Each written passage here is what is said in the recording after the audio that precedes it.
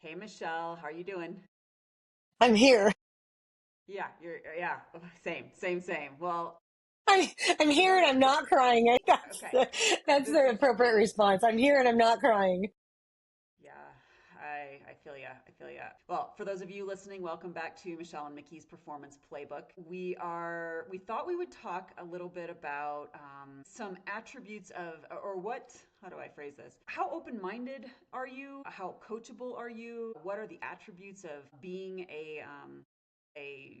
someone that wants to learn, that wants to improve, and that wants to work well with a coach, and vice versa, and what a coach should maybe try to do to help build trust and respect, and these dynamics that will make a good coach athlete relationship. What got us thinking about tackling this topic is actually my own experience very recently training my dog Iadun with a dog trainer, and it's been pretty challenging. I've gotten quite a lot of feedback from the trainer that's been really difficult to digest in terms of owning what I have probably been doing to contribute to potentially poor behaviors, bad behaviors, showing my dogs what kind of leader I am and what kind of leader they need. And that's to not to say that like I am the best leader for all dogs, right? Like it's more of a understanding your dogs and what they need. And I'll just be real honest, like it's been really hard. It's really kind of forced me to look at myself and how I interact with them. And this dog trainer, she's very smart. She's pretty like straight and narrow. Like this is a situation, and there's some things that I maybe don't totally agree with in terms of what she I think is thinking that I am doing at home, right? 'Cause she only sees us up at her facility and she doesn't know how I interact with them in the home. But what she did say to me, and I thought this was really key, was like every moment you're with your dogs, right? Like there's like a teaching and a learning opportunity, right? And so like every time you go out the door, like are they rushing out the door or are you forcing them to wait until you say it's okay to go out the door, right? Like all these little things, right? That they have to understand, right? And how they are in the home will often translate into how they are outside of the home. But the hardest thing I think for me is that I love my dogs. They're my entire life. I literally partially moved where I did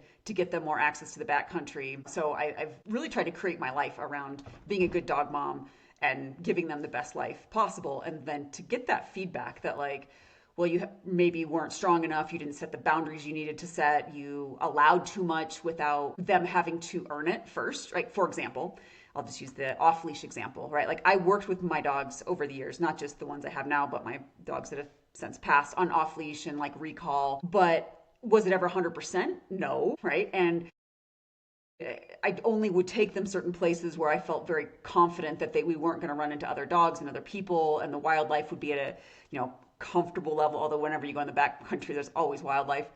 But the short of it is she's like they have to earn that right to be off leash, right? And I never really forced that, and unfortunately now I am seeing um, the risks, I guess.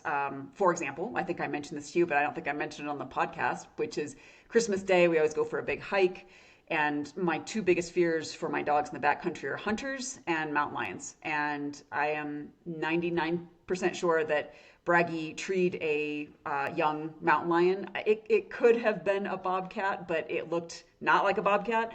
Anyways, the short of this is his recall is very good with deer and elk, and I mean he's recalled on moose, but we've never come across a wild cat. And so I'm just going to say this because people are probably thinking I'm an idiot for not knowing the difference, but the reality is when you're in the moment of like you've seen something and it looks like a cat run across a ridge and your dog has caught the scent and they're off on it and you're screaming and they're not coming back, and all of what was going through my mind is like if it's young the mom is here somewhere and she's going to follow Mm-hmm. us, right? And so all I'm thinking Mm-hmm. of is like grabbing my dog and getting the hell out of there. So I did see it in the tree. It looked like a leopard. It didn't quite look like a bobcat. And I know that mountain lions can have litters in October, so it could have been a young cat. I didn't stick around to figure out which one it was. I grabbed him, and he would not come back to me. So he failed the test, right? Of like, if, again, hunters and mountain lions, those are the things that I'm most worried about. And he would not come back to me. I had to hike down and get him, grab him. He ran from me, just barking at this thing. So the moral of the story, right, is like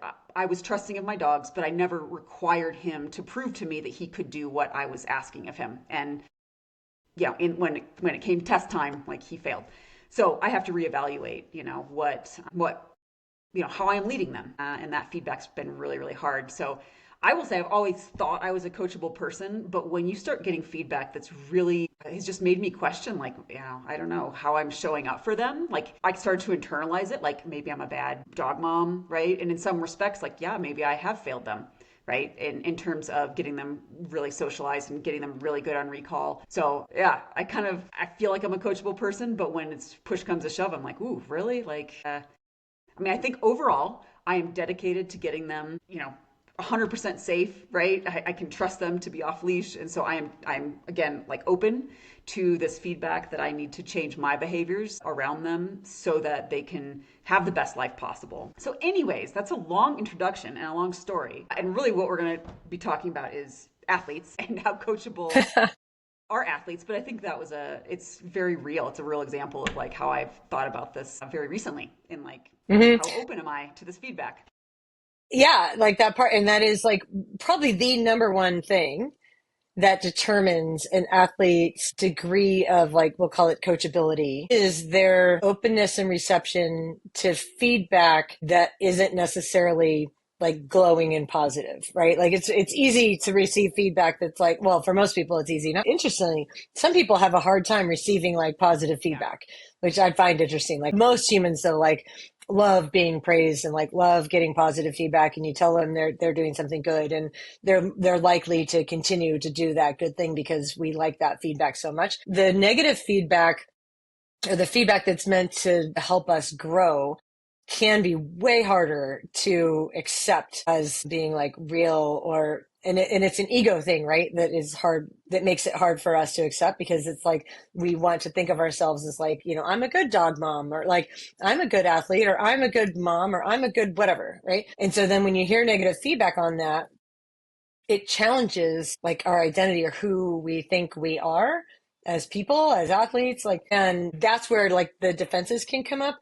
And one thing that I wrote down, like while you were sharing your story, I wrote down the intention versus the actual outcome, right? So like part of the reason why it was likely hard for you to hear feedback from the dog trainer telling you what behavior you could change that would help your dogs is because across the board, your behavior was driven with good intent, Yeah. right? And so like when your behavior is like, when you're doing the thing with your dogs because you believe it's like with good intent, and then someone comes in and says, actually what we're looking at here is the outcome of the way you did it, not your intent. And so like your intent was to like be a good dog mom, but the outcome is your dog didn't listen when when he smelled Yeah. the mountain lion, right? And like ran off. And so like regardless of your intent, the outcome of the way you went about that thing was not the outcome that we were looking for. Therefore, we need to go back and look at your behavior and separate it from your intent, right? So we're going to look at your behavior as a dog mom that is less about your intent and more about the outcome of what it achieved with the dogs. Right. And Right. and that is so directly parallel in line with like the way that like, yeah, because like coaches can get coached on like the way that you're coaching, right? Is your coaching effective? And like that can be hard for us to hear, but like our intent is to help our athletes to the very best we can. And so then we will choose a method of coaching. Like maybe we'll be really strict and hard on them, or like maybe we'll be like really loving and kind and positive. Regardless of which approach we take as coaches, our intent is to help the athlete. And then, Right. but Right. if we're not getting the outcome that we want from the athlete, then it's like it may be on us to change our approach, to that athlete. It also might be on the athlete, like the athlete is also going to hold equal responsibility here in being the kind of athlete that is able to hear feedback about what it is they're doing that is helping them versus not, right? And I think that you and I both have seen athletes, like I see this, so it's so clear when like I'm coaching that high school swim team, right? And it's so clear to me. I'll have 20 of them at a practice, and I'm giving, like some sort of, feedback, or I'm giving them information. I'm trying to teach them a lesson about something. Like sometimes it's a life lesson on the thing, or sometimes it's specifically on like, this is what your hips and shoulders should be doing, while you're swimming that stroke or whatever. And it's really clear because I'll have probably half the team is like staring at me intently. And you can totally tell, like they're looking me in the eye. I can see that like their brain's working and they're trying to understand what I'm saying. And they're trying to think like, okay, how do I do that? And they're very clearly hanging on every word and listening and can't wait to try it. And then in the way that I know, there's a couple ways that I know that the athlete is like really listening and open to the feedback. Number one, they're looking directly at me. Number two, they're asking questions for like clarifying, right? So do you mean by this? Or like they'll do a thing and be like, hey, will you watch and see? Like, is my arm still crossing over? Right. And they are asking directly for the feedback versus there will be other athletes where it is absolutely crystal clear that they have shut down. They're not hearing what I'm saying, right? I mean, some of them literally will wear their headphones. Like you're wearing headphones, like while I'm trying to give you know what I mean? And maybe you'll take one of them out, but you still have the other headphone in. And so like you're listening with a very half-assed effort, or like, they're totally disengaged. Like, you try to lead them through like some sort of movement practice where you're trying to help them understand like this relationship with the movement of their shoulders and hips together or whatever it is I'm trying to teach them. And you can just totally tell by like the half-ass effort that they're giving that they're not really trying. And here's the thing. When you're not trying, like when you're not open to the feedback or open to learning, and then you give like a half-ass effort in trying to learn the thing that you're being taught, like the chances of it working are like they're zero, right? Like it's not, you're not going to improve then if you're not really trying. And so then it's really easy to then revert back to the old habits. And then the story in your head was she was wrong, Right. right? When the reality was, well, like you didn't actually like hear what I had to say. And you didn't look for where's the benefit in that for me. And then like, how did I try to do the thing that she's asking me to do with the intent of like a degree of openness and curiosity to see like, is her way better? Right. So like, this is how I've been doing it. I'm the athlete. This is how I've been doing it for a long time. She's trying to tell me to do things differently. And if I'm open to that feedback, I'll try that. At first, it might feel super awkward. I'm not sure if it's right. Right. So I'll ask for continuous feedback. Am I doing this right? I'll stick with it because I understand that like this progress is not linear. It might feel super awkward at first, but then like the more I do it, then I'm like, oh, that's what she meant. Okay, I'm getting it. And it would be the same with you if we go back to the dog trainer. If you're like, oh, that's not how I thought things were, I was supposed to do things. My intent was good, but the outcome of my, direction for the dogs was not what I wanted. I don't totally agree with her, but I'm going to be open-minded about this because I want to be like the coachable kind of, dog trainer. So I'm going to listen to what you have to say and then let's see if it works, right? And give it the full effort before you make a judgment on like, did it work or not? Because Right. if you only give a half-ass effort, the chances of that advice like panning out in your favor are so much less. And then you'll prove yourself right. Like the coach was wrong. The trainer was wrong, Yeah. and that's like further fodder to like not listen to the coach. But it's like ultimately the only person you're hurting is yourself, because like now you're stuck and you're not going to improve, and the level of frustration then goes up, and then you go into judgment mode and just decide that, well, I suck at this, so whatever. And there's the dog Yeah. barking. Right. Sorry. That's braggy, not the. Well, yeah, and interestingly, like, you make a great point. Like, and I immediately saw the benefits of the training that I've been doing with you. So I haven't yet started the same type of training with Braggy because he's a Mm-hmm. more sensitive dog. Anyway, so I've been training my younger dog because she's also had some more issues that are like front and center. Like she doesn't like other dogs in a bad way, and like it was starting to just really disrupt, like driving into town and she'd see a dog and lose her mind, and I mean, just out of control. Couldn't take her to the vet, she'd lose her mind, right? So I had to. And Braggy's actually pretty good. Like he hates the vet, which is another issue. Not the dogs, but the actual process of going to the vet and getting poked and prodded. But the short of it is like when that happened, when he smelled the cat, right, and took off and wouldn't come back, all I had to do was put on her, little e-collar beep, and it's just a tone, and she immediately came back to me. And so it was like, oh wow, right? She saw him going, she saw that there was something to chase, and she came back, and it was like,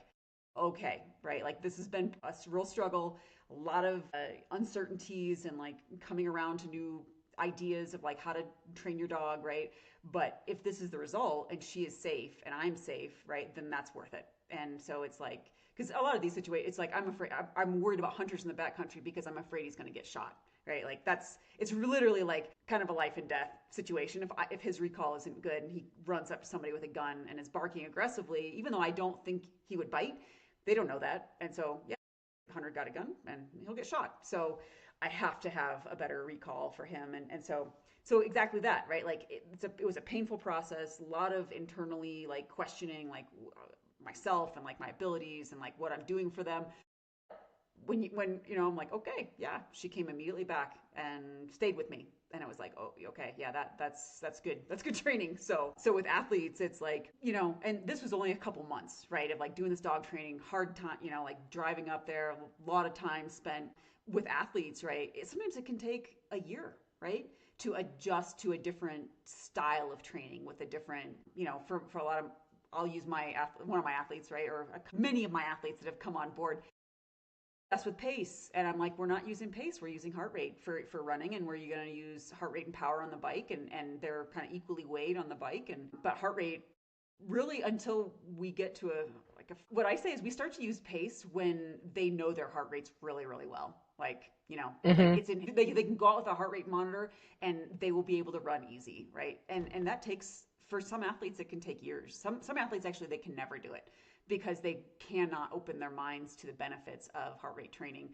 But even for my athletes, I think that are open-minded and that embrace it, it can still be months, right? Of like learning how to hone in on your efforts and your heart rates and like going easier on the easy days to go hard on the hard days, and then seeing, because again, yeah, as you said, progress is not linear. So that process may take several months or maybe even a year, or maybe longer. We don't know, depending. Mm-hmm. So yeah. Yeah. Anyways, what are for folks listening, right? And they're like questioning, like, oh, am I coachable? Am I not coachable? What are your thoughts, right? Like, what are some things that people could be asking themselves about Yeah. this question? Yeah, or I feel like you were understanding just reading my mind because like yeah, that yeah, was exactly what I was thinking. I'm like, so if you're like you're an athlete listening, like, how do you know, like, am I, and before we even say this, like, it's really important to know that like being coachable or not coachable is not necessarily like an innate, ingrained, like personality trait that is not changeable, right? So like what we're offering here, it's not necessarily about like who you are as a person or who you are as an athlete, but more about the behaviors that you're displaying. And when we think about it that way, it's more appropriate because it allows you to understand that these are things that, like, it is a choice. To be coachable is a choice that you're going to make.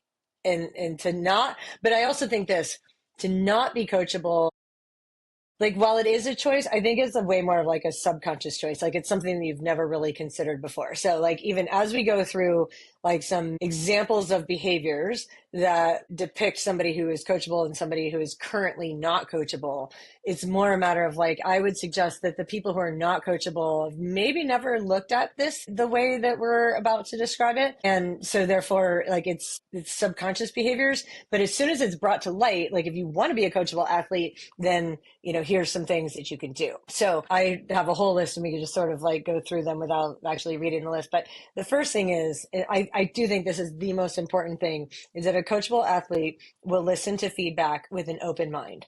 And they'll be very curious about like, what is she trying to teach me right now? And will then try to employ like whatever it is, whatever feedback the coach is giving. They will make a very genuine effort for more than just a minute or two to like employ the thing that the coach is asking them to do, versus the athlete that is not as coachable in the moment will get defensive on that point. And so instead of saying, so like, here's an example. This morning I was swimming with my high school kids, like, it's a holiday, so the pools were closed. And so I was like, look, the ocean's open. And so I was like, this is totally optional. You do not have to come. But like, anyone who wants to come, I'll be the boat ram at 8 and I will swim with you guys. The conditions are going to be really nice. So like, if you want to swim with your coach in the ocean today, you're welcome to do that. So anyway, I had a small group of kids, 11 kids came, it was really fun. Took them, like, introduced them to ocean swimming, which is great. But like, these are pool swimmers. And like most of them don't have that much experience in the ocean. And so while we were out there, like I was giving them tips about like, here's how to change your stroke. So like in the pool, you would swim like this, but in the ocean, like the water's moving out here, you can't get the same grip. So here's what's important of like how to do this. And I had one swimmer who clearly hadn't done a lot of open water swimming and was swimming with very much like whole face out of the water, trying to look ahead. Right. I mean, it's a reasonable thing to try to do if you're like new to ocean swimming, you're like, where is everybody ahead of me? I'm trying to see them. The water's kind of moving, and so swimming with the head up. And I'm swimming like next to this person and saying like, and seeing head up and going like, well, that is, you're making it way harder on yourself. And so like, I suggested like, you have to swim with your face in the water. And if you can't see them up ahead of you because the water's moving too much, it's fine. Like just look at me and I'll swim near you. And that way you don't have to like look up in sight, for now, just, stay with me. And it was really interesting because like immediately the response from the swimmer wasn't like, oh, thank you for helping me, coach. The response was like, well, here's why I'm doing that. And I'm, you know what I mean? Like just this defensive of I'm like, I know why you're doing it. Right, right. I'm not saying that your intent is bad. I'm saying that the effect of having your head up like that is making you sink and it's making it harder for you to swim faster. And so like, I'm genuinely trying to help you. And instead of saying, thanks, coach, I'll try that. The response was, well, the reason I'm doing that is because blah, blah, blah. Right. And I'm like, that's a difference between like accepting feedback and trying it immediately with an open mind versus like being defensive about why you're sticking with doing things the way you're doing them. Right.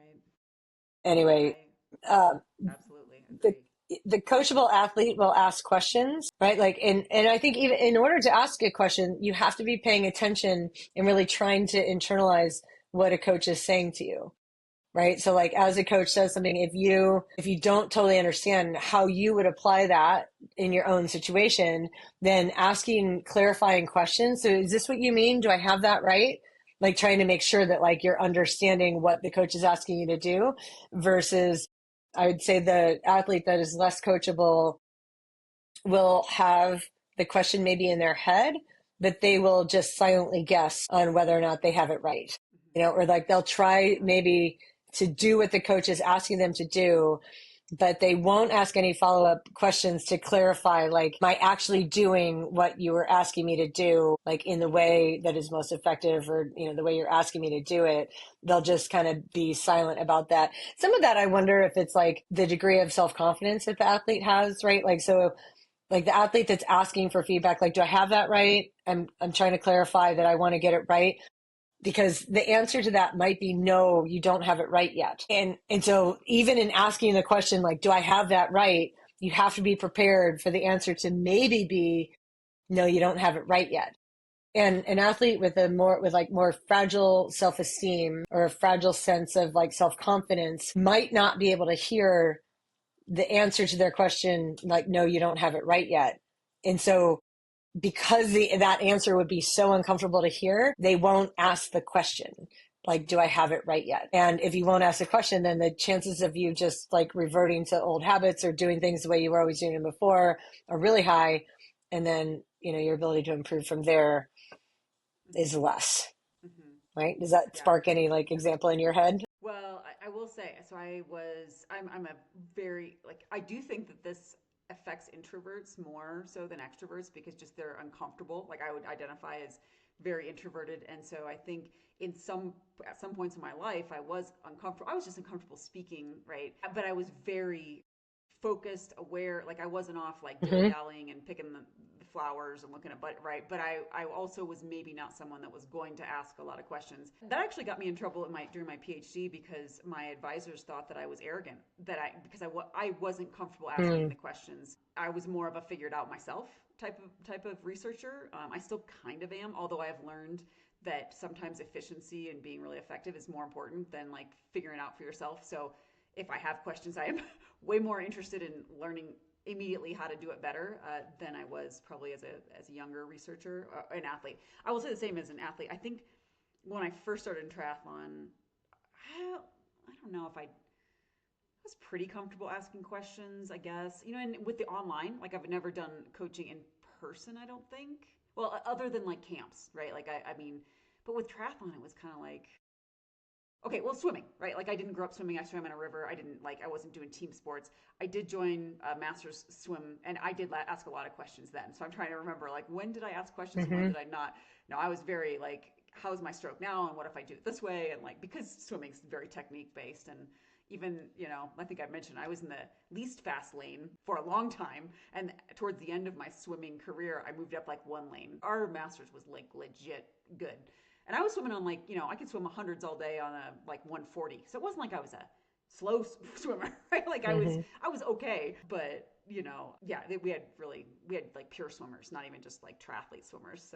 So yeah, but I think the introverts can struggle here a little bit just because the uncomfortableness with just speaking out. It's not really about confidence or not having confidence. I mean, I guess you could say that in some ways, like extroverted are more confident people, but that's not always the case. Because I would say I I have decent confidence, but I just didn't like to talk. So yeah, Yeah. I think it yeah, probably depends too on like what is your previous experience with like the coach or the leader, whoever you're asking questions of. Like, is that the kind of person who, like the kind of coach that would be like, "Oh, I already answered that 4 times, right, and like you right, weren't listening and blah, blah. And like if you're afraid that you're going to get attacked when you ask a question, that's a totally different scenario. And I would blame the coach in that point. But if they know that the coach is going to say, oh, great question. I'm glad you asked that. Like, thanks for helping me like clarify to you that like this is what I mean or am I talking about. I think that most like high quality coaches would welcome questions. Maybe the only time that I wouldn't, I'm trying to think of like, when would I not welcome a question? And I think it would be the case that like, I've literally already answered that 4 times, yeah, like directly to you, and like you were not listening. And I'm a human, and my patience is like, it would get tested like in that scenario if I'm like, I've told you this over and over and over. yeah, But part of that yeah, might be like that's just the role of coach, and like I need to then understand that like my role is to be patiently explain it again, and not like maybe you the athlete like wasn't ready to hear it the first 3 times I said the answer to that, and now you're ready to hear it, so it's on me then to like take a breath and repeat myself in a way that like they can hear it now that they're the one asking the question. Like, okay, great. right, um yeah, as far as like the mindset, let's go back to like our mindset of yeah, the coachable athlete versus the less coachable athlete. Has this mindset of like, what can I learn from this? Right. So, like, let's say that a mistake was made, or a race went poorly, or a training session went poorly. They weren't able to make the intervals. They weren't able to make the send off. They couldn't hit the power, whatever it was, right? Like something didn't go well. The coachable athlete will approach that situation with, what can I learn from this? Right? Do I need to eat more? Do I need to pace myself better? Did I not sleep well the last couple of nights? Am I under lots of stress? Like they will ask like questions about like, why did that not go as well? Was I just not as focused? They'll try to figure that out. What can I learn? Versus the less coachable athlete will just like chalk it up to like, I suck at that, or like I'm bad at yeah, that, I'm just immediately, not good. Like, immediately, yeah, immediately, like they will not ask a no, question about like, what can I learn? It's a closed-minded judgment on themselves usually, which you can see how this feedback loop then goes back to the coaches, because if their internal dialogue is, I suck at this, then the mind is closed to like, I can get better. And so, but if the mindset is I can get better, then the chances of them being like seeing the coach as like an avenue toward helping them get better, and using the coach to be like, hey, help me get better on this point. If the internal dialogue's like just I suck, then you don't even believe that a coach is going to be able to help you, because you just suck at that and it is what it is, and like you should just give up and stop trying, which largely they do. So like while they might continue to show up at practice, if they're doing it like mindlessly, not paying attention to what they're doing, right? Not asking questions, like not trying to like make each rep better, not paying attention to like, how does this feel? What can I learn from this? Then the chances of them like, again, like proving themselves right. If you're like, if the belief is I suck at this, and therefore in practice you're giving a half-assed effort and you're not really focused on like the little details of like what you could be doing to improve, then the chances of you improving go down. So now you're not going to improve, and you're proving yourself right that like I suck at this, right? Because like the next time you really try, it's going to go poorly again, and that's a terrible like cycle to be in, and to understand the role that you as an athlete are playing in those dynamics of like why this isn't working is really important if you ever want to break out of that like cycle. yeah. So I would say I totally agree. But also the other avenue that I've seen for athletes that immediately go to judgment, there's no, the ability to self-reflect is not there. And the alternative is I need to work harder. Like, for example, I'll use an example of an athlete that basically did like a 2.5 to 3 hour race and had like a Gatorade, half bottle of Gatorade, maybe no fueling. Right. And then Yeah. and they totally exploded, totally, like didn't meet their mark. And I said, like, you can't do that effort, that high of an effort with on Gatorade, or a half a bottle of Gatorade. Well, it was cold and I just didn't feel like eating.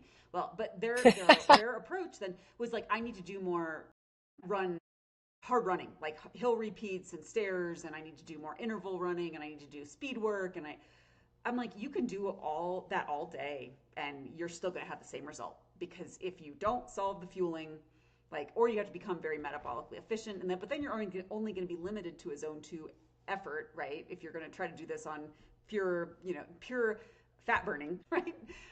Which this athlete was not capable of doing that because they were also a vegetarian, and that's an aside, because vegetarians typically don't have great fat burning capabilities because they eat a lot of carbohydrates. And it's not to say you're Mm-hmm. healthy or unhealthy. It just is. It just is. And so when you exercise, Mm-hmm. then you need to take in more carbohydrates to fuel your body. Anyways, so I see athletes doing this a lot, though, is they have a bad race, immediately judgment of like, I suck, I just can't do this, I just whatever. And then the avenue is always, I have to work harder, and they might try that for a little bit after some recovery, right? Like they're going to go into a bunch of hard intervals all the time. And what happens? Well, they get sick, they get injured, Mm-hmm. they break down, right? Like it's that, and that's in that cycle. I think that cycle plays out a lot, right? And then they have another shitty race, and then they can't reflect, and well, I just need to work harder, on and on and on. And like there's never any reflection of like what is actually going on here, and what do you actually need to do to get to where you want to go.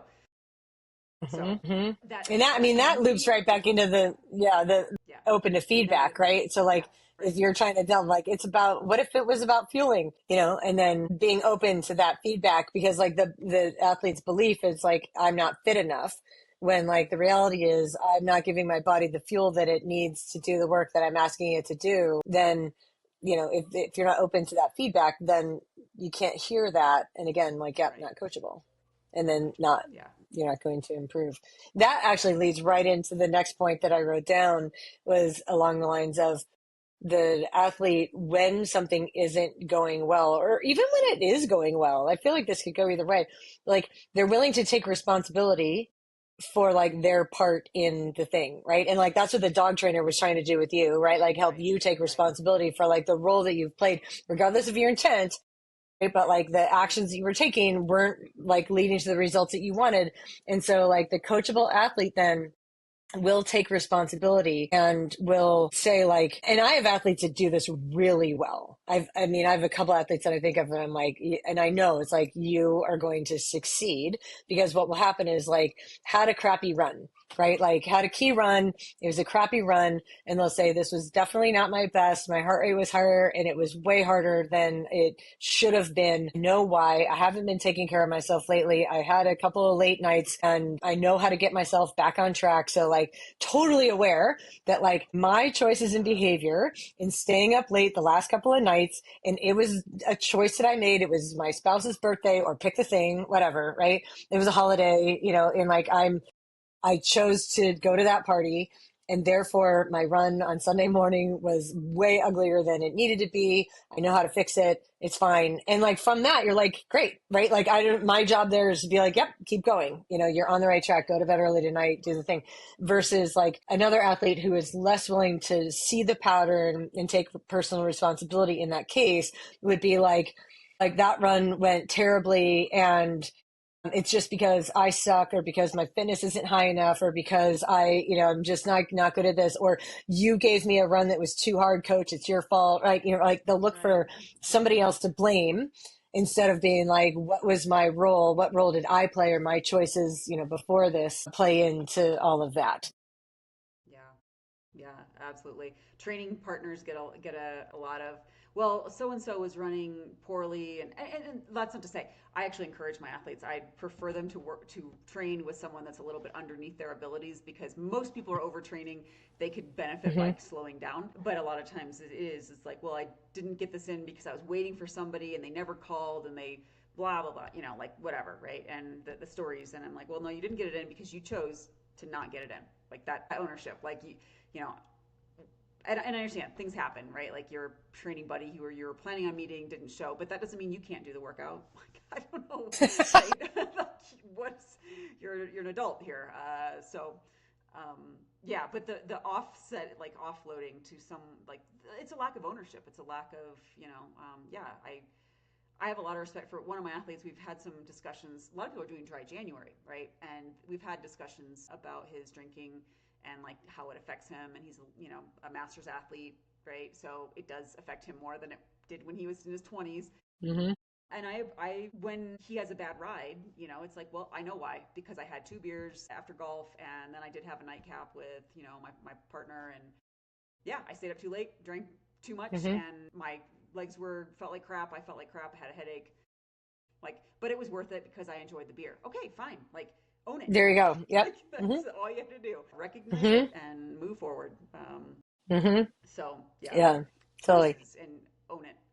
Go ahead. What else you got Yeah. on your list? Yeah. Next is when things get hard, right? So now we're going to be like, we're in the middle of a workout. It's an interval workout where it's challenging and it requires, like focus and staying in it and staying engaged. And the coachable athlete is capable of enduring the discomfort that comes along with a challenging workout, and they will stay engaged in it even if they're not like totally nailing it. They'll keep trying, they'll reassess, they'll reevaluate something, maybe they'll take an extra 10 seconds rest, but then like they'll try again. Maybe they'll look at what their form is like, they'll pull all the strings trying to help themselves manage the best they can in the moment, versus like the less coachable athlete will do the bare minimum in that time period, or they'll like choose to sit out and they'll give up way earlier than what other athletes will. And again, this is a dynamic I see in person on my swim team every single practice. And sometimes I'll call them out on it and sometimes I don't, because like largely like I see like similar with masters, like I'm presenting this opportunity for you to improve yourself, and like it sounds really bad, but I'm like, I don't really care if you do or not. It's more like it's your journey, right? Like I'm presenting you this opportunity, and like I'm not going to drive myself crazy like chasing down the athlete that's not really trying that hard. I'm only going to give as much as like you're willing to give as well. Like I will match your level, but I will not go above it. And so when I see athletes, I mean, it's really interesting. Like the fastest athletes on my team are the ones that are like, they're the first ones in the pool because they don't want to miss the volume of warm up. And like some of the others will take 10 minutes to get their cap on, and then they have to adjust their goggles perfectly before every single workout. And so while everybody else has already swam a 400, there's some athletes that are still adjusting their goggles, and in their head they're like, I missed that whole 400 warm up because like I wasn't comfortable swimming a whole 400 without stopping, so I'm just going to get in on the next set or whatever, right? Or it starts to get hard and they're just going to sit out like down at the other end of the pool and hope that thy coach didn't see you. I'm like, no, I saw you. I might not have said anything, but like I see that you're sitting out a 50 down there. And like, Right. sometimes I call it out in front of the whole group, like later, like at the next practice. So it's not individual, like you're doing this, but more like, Yeah. this is the kind of set that people are going to want to sit out and, and skip a 50 on the other end. Or this is the kind of set where all of a sudden in the middle, you're really going to have to go to the bathroom, or you're going to have to adjust your goggles. I'm like, but like, just because your lane mates are doing that doesn't mean you have to do that. So like just learning how to like manage yourself through the discomfort without negative judgment setting in, right? So the negative judgment, it's like, well, everybody else is capable of doing this and I'm having a hard time with it. And so therefore I must suck.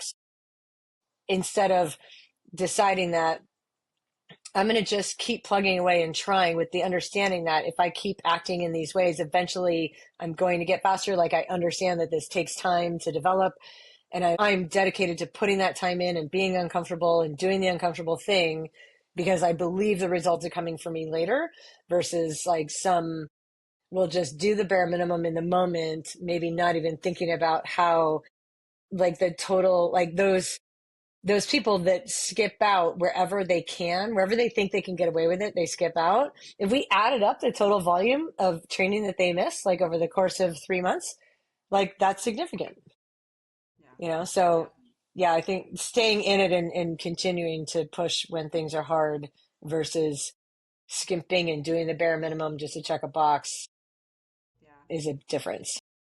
Yeah, I will say, I think I've worked with some athletes that would benefit though from actually like, having some more self awareness. Again, I go back to self awareness about like maybe that session isn't the right one today, right? Like maybe they're getting sick. Like, for example, I have an athlete that just came down with the flu and she did an FTP test like the day she did come down. And I'm like, you didn't really have a, Yeah. like, and maybe she really didn't, because sometimes that harder effort, right, she would have gotten the flu anyways, but doing the harder effort, right, then set her off, like probably really tapped her system, and then she really came down with the flu. That's one example, but there's others that, it's like a badge of honor, right, that they're really sick, but they're still going to get out and do that track workout. And it's like, no, actually, that's not helping your situation. But then it's like they Yeah. also, I would say, when push comes to shove, so some athletes, though, I have seen, right, like they always want the intensity, always want to go harder, need to go harder, fitness isn't high enough.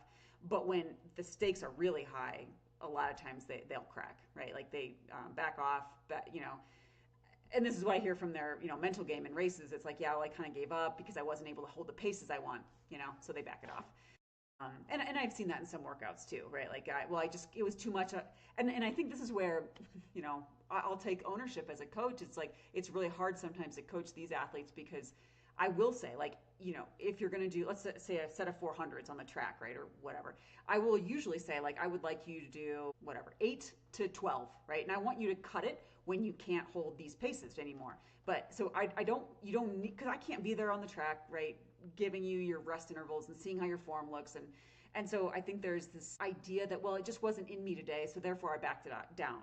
And so for these athletes, maybe I'm too lax, right? I'm too weak on them. Like, I need to push them harder. But it's hard because then I also work with some athletes that they need that extra, like, they need to take it down a notch, right, on in some days. So it is hard as a coach to kind of suss out, like, what does this athlete need on this day, so that you're not giving them an out when the stakes are high and they need to be all in, right? Like, they need to have that mental strength. So anyways, I've looked at a lot of my coaching, not philosophy, but my for how I'm coaching, like how I'm interacting, more like how my application, right? Like, the philosophy is still there, but the application, I think I've kind of ebbed and flowed, right? About like how strong and how flexible, and then how rigid, and then, and it does ebb and flow with the athletes, but over time, I think it's also ebbed and flowed a bit. So, Yeah, no, totally. anyways, And you yeah, bring up a good point about it. So there's nuance to that, right? And understanding that, like, when you're on, versus when you're not, and having the capacity to listen.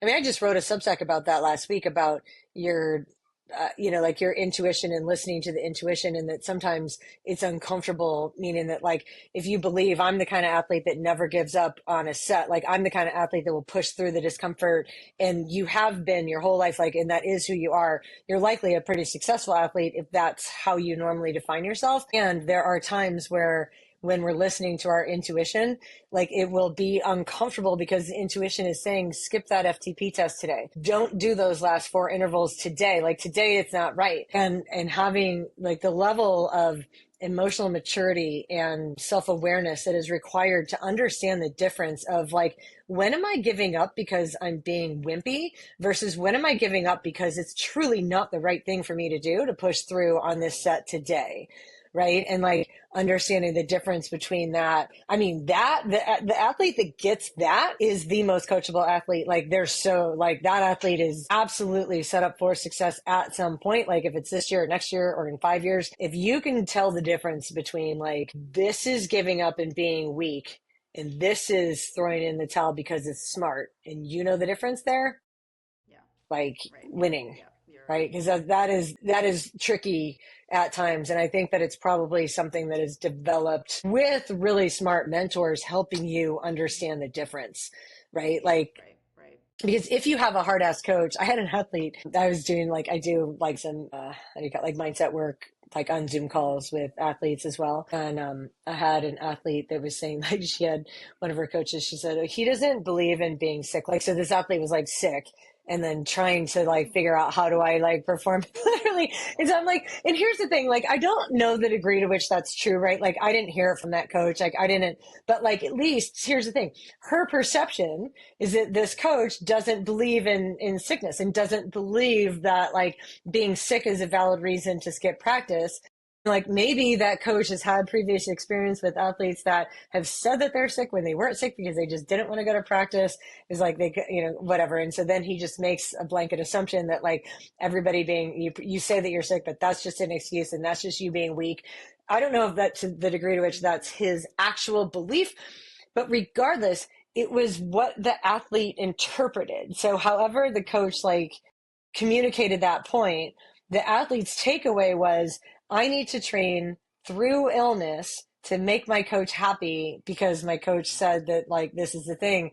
And I was like, okay, and like if you actually listen like internally, like A, like how did your practice go when you did that? Like B, when you showed up to practice being sick, did you get everybody else in practice also sick? Right? Like, are we like spreading the flu around to like everyone at practice? Like, did you set yourself back? And so now it's going to be even longer before you're back to a place where, you feel good.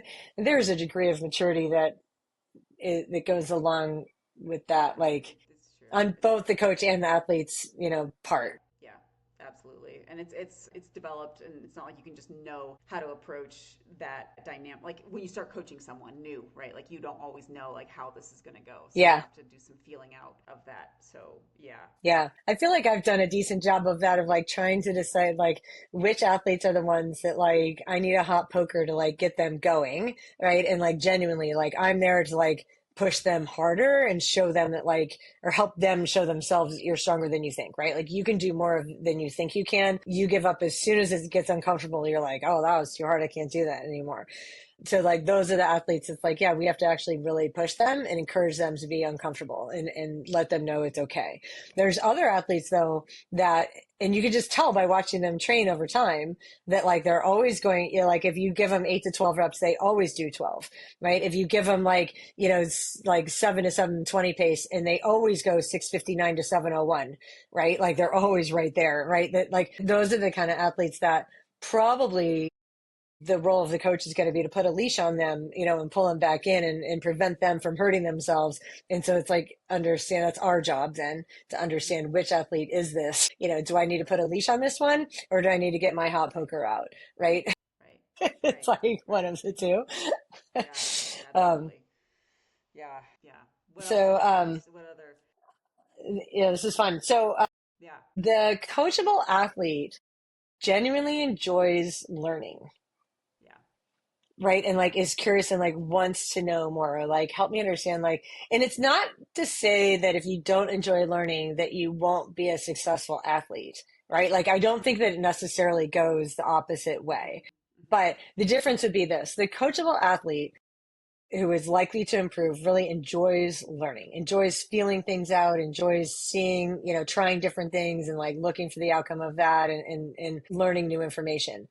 The less coachable athlete in that same situation, when they're trying to learn a new thing, when it's not coming easily, it's just an immediate sense of frustration that sets in, right? And when that frustration sets in, the learning tends to shut down, right? Their ability to continue learning is reduced because they're frustrated that like there wasn't immediate success with the thing.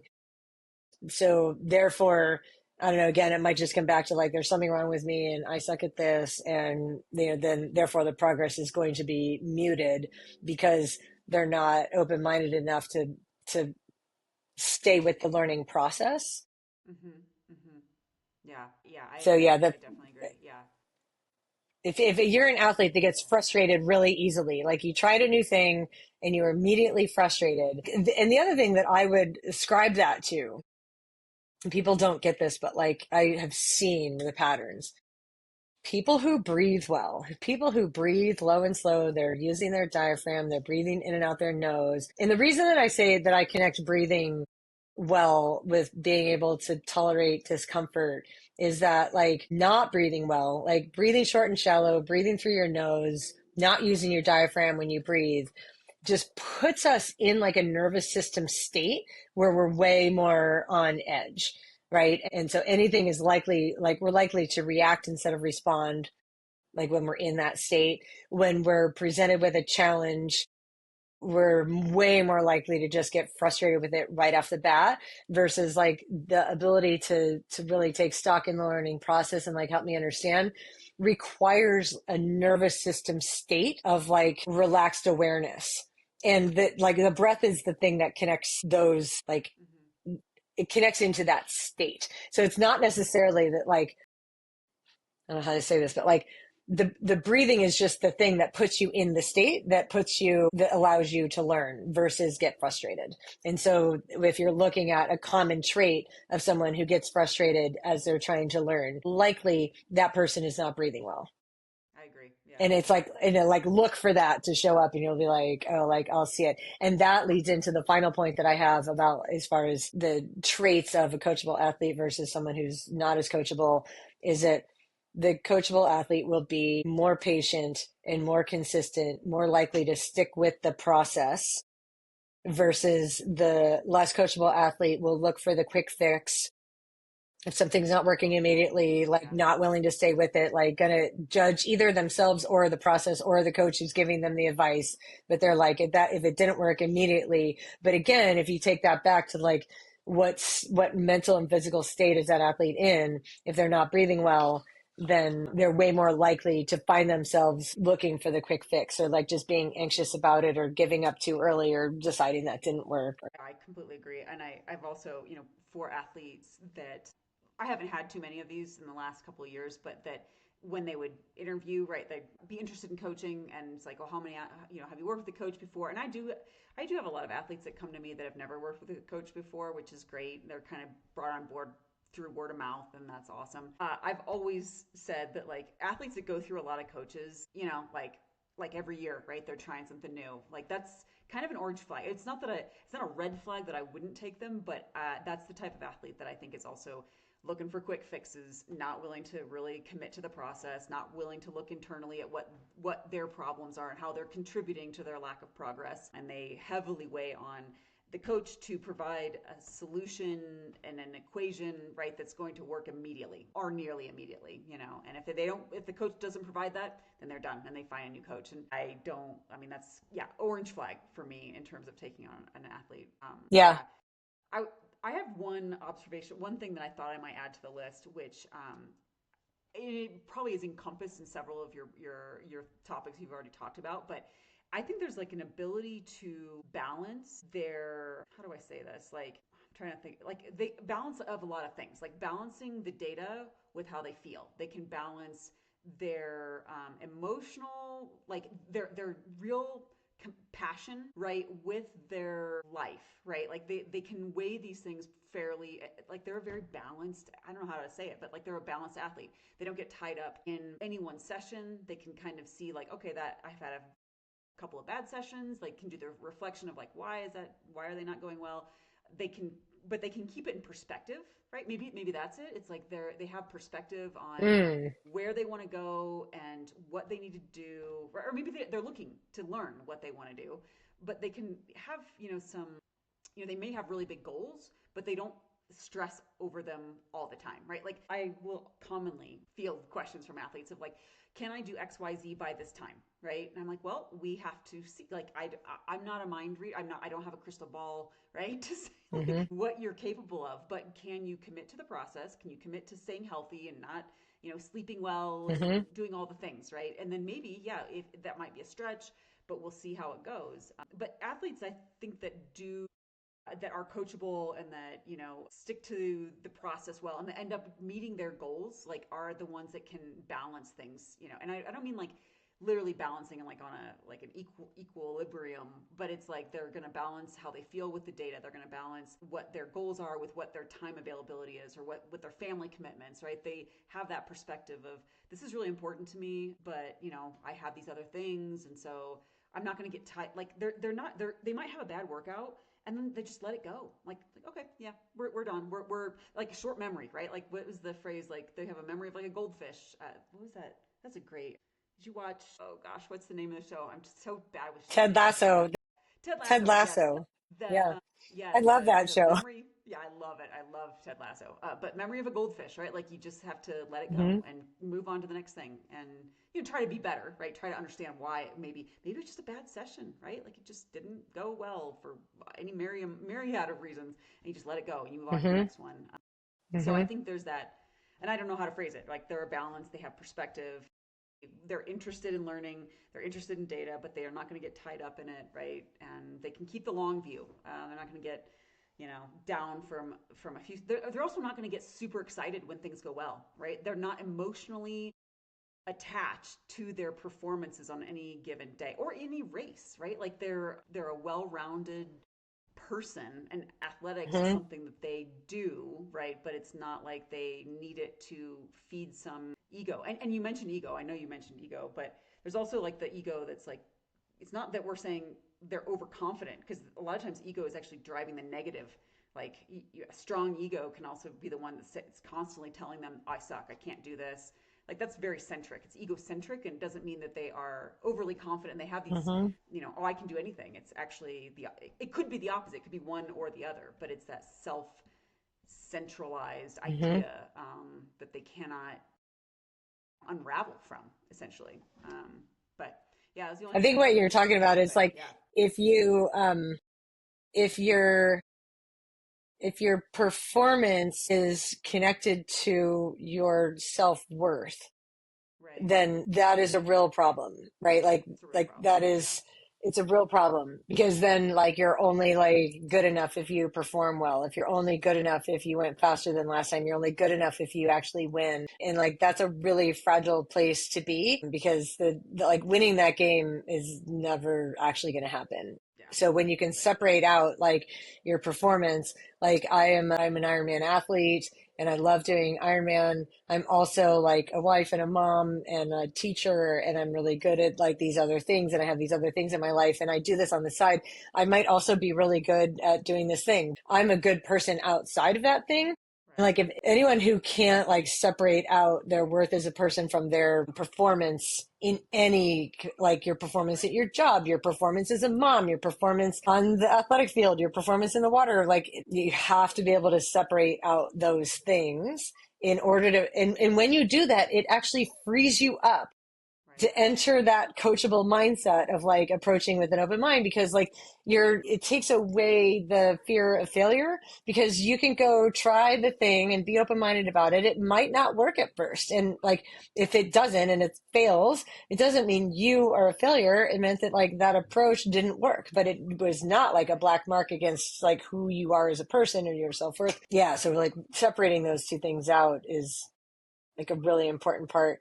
I want to touch on, and maybe we can kind of finish with this too, of what I think you and I talked about this before we hit record. And so I just want to make sure that we mention this part. And maybe we did talk about it and I just have a terrible memory like a goldfish. But like in what situations am I most coachable Okay. versus Yeah. in what situation am I less coachable? And if you think of that as like a self-reflection question, and we can all answer those, like for sure, there are situations where I would say I am closed-minded and not coachable. And when I think about what those situations are and like what is the common thread, right? Like what's the thing that connects those situations where I am closed minded and not open to your opinion? And it's likely because for something, like something has happened that makes me not trust you or not respect you. And so if I'm an athlete or even a person or whatever, like, cause I feel like this applies in many areas, but Yeah. like if I've Careers and. lost trust or lost respect, then like your opinion or your feedback is not welcome.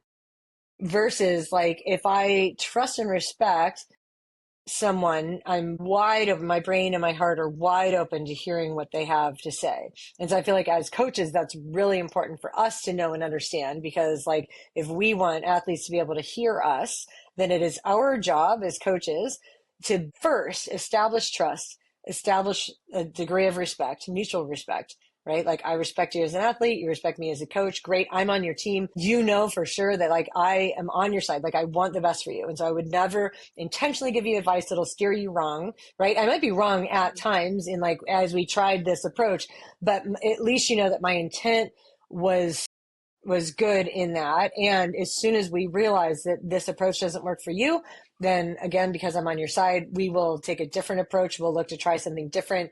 In that way, we're establishing that like trust and respect of a relationship that allows the athlete to be open-minded and hear us. So I feel like that is a really important thing for, because the thing is like, it may be different for other people. Like, I don't know if everyone has the same, like in your case, when you're not coachable, like, is that, like, is it different or is it the same as No, what mine I is? mean, I totally, so I have experiences of, I can remember in my past, right, when I Mm-hmm. was a collegiate athlete and moving into a situation, I felt like I was very open minded, wanted to excel. And through the course of a season, the coaches completely lost, I lost respect for them. And now, after having, whatever, 25 years with some more perspective, the coaches of this soccer team were also just out of college. And so they were probably not in a good position to be coaching people that were basically their age, right? And so, Mm-hmm. it was hard at the time, and I ended up transferring after that because it was such a bad experience, and I largely blame the coaches were just not equipped to coach a collegiate team, and I think they only coached maybe like another year, like the head coach and the assistant coach. But the other, so yes, I mean, lost respect for them. And it wasn't that I became disgruntled, but I just kind of checked out. Like, as an introvert, it was like, I'm probably not going to do this next year, and this is not going well, and I'm not enjoying it. And I don't really trust them to get us as a team to be able to improve. And that was the end goal, right? Obviously. In another, I'll just be very honest, I think towards the end of my right now or my hiatus of triathlon, the very ending my when I was the last few years that I was working with Lucho, and I feel very bad because I became a very uncoachable athlete. And it's not that I didn't respect him. I absolutely do. And I absolutely I wanted his opinions and guidance and knowledge and all of that. It was definitely not respect that I had lost. I had just lost my drive to perform and compete. And so, I like he would make suggestions on runs and this, and I'm like, yeah, I know I should do that. I really should, but I just want to go hike with my dogs, right? Like I lost the like I just and so eventually it was like, yeah, well, we're just gonna take a break because I'm just literally not doing anything that he was putting in to my training peaks, and it was like I wanted to do my own thing at that point, and so but it wasn't because I lost respect for him. My Yeah, fair. focus was just not there anymore. So I Mm-hmm. felt, and I apologize many times. I'm like, I'm very uncoachable right now. I think I've said it to you. Like, I'm very, for triathlon, I'm very uncoachable. For dog training, Mm-hmm. my motivation is very high to get my dogs trained up to be able to have off-leash adventures and have amazing lives. And so my motivation and my focus is very high and so therefore I'm very open-minded, right, of what Mm-hmm. wanting to do to make this happen, even though it's hard. Mm-hmm. It's hard to get that feedback that maybe I've screwed them up. So yeah, yeah, It's never too late to change. And you're being coachable by choice, which is the key. right. Yeah, no, it's true. And I've had athletes that have kind of come and gone, ebbed and flowed, right, in terms of their own. I've asked them, like, is there something that I can do better? Like, can we? And it's just they've lost their motivation to train. And it's like, well, I've actually let people go. Like, I've turned off their billing. I've said, look, just come back when you're ready because you're not doing any workouts. And I know Mm-hmm. it's not because they don't trust me or they don't respect me. It's just their life is not in line with doing the workouts at this point. And there's no point for me. Like, there's literally nothing I can do, right, to get them to go out Mm-hmm. for a run. So Mm-hmm. we're wasting both of our times here. And so I've just turned them off and said, come back Yeah. whenever you're ready. And I don't think Yeah. it's a respect thing. It's just they're not coachable because they don't Yeah. want to do it. Yeah. Yeah. Totally Yeah. fair. Yeah. Yeah. Yeah. Well, I think I feel pretty good about that. Yeah. You feel like Yeah. I feel like we I did think it. we've I think we've covered I think we covered. most of the topics. Yeah. So it was a Yeah. good one. If you guys have Yeah. any topics you'd like us to cover, please drop Michelle or I an email or comment on YouTube, or yeah, let us know. Reach out, and we would be more than happy to cover any topics that you've got questions about. Yeah, thanks, Michelle. Yeah. Always a Oh, pleasure. see you next time.